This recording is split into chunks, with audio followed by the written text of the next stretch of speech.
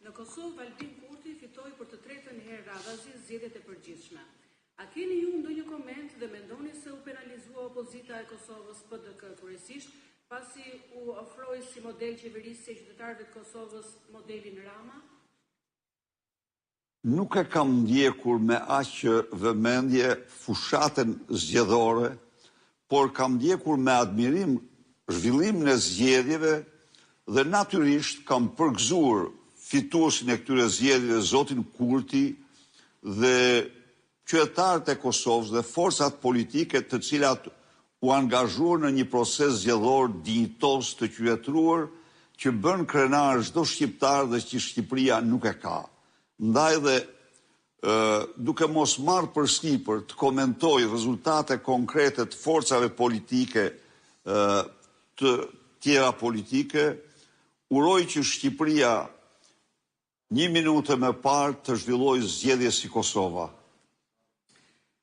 Një faqe, diaspora shqiptare, një pyetje zoti Berisha, kur do filloj protesta pa ikur nga sheshi, jo si herën e fundit se janë lodhur njerëzit dhe zgjedhjet në Partinë Demokratike, kur do bëhen? Faleminderit.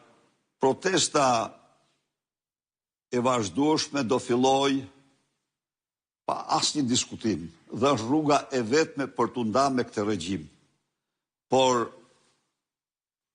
ne po ndjekim situatën dhe ne ja u themi me bindje të plot që rrugë tjetër të sigurt nuk ka për largimin e kësaj qeverie përveç protestës vazhdueshme dhe ju falenderoj shumë për konceptin e qartë që keni dhe dëshirën që shprehni.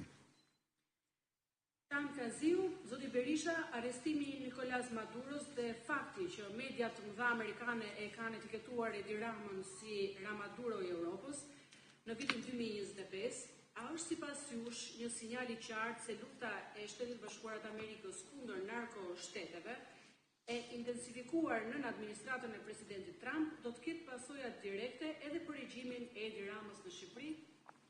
Pa asnjë diskutim që do ketë pasoja direkte për të gjithë narkodiktatorët në botë përfshirë Shqipërinë.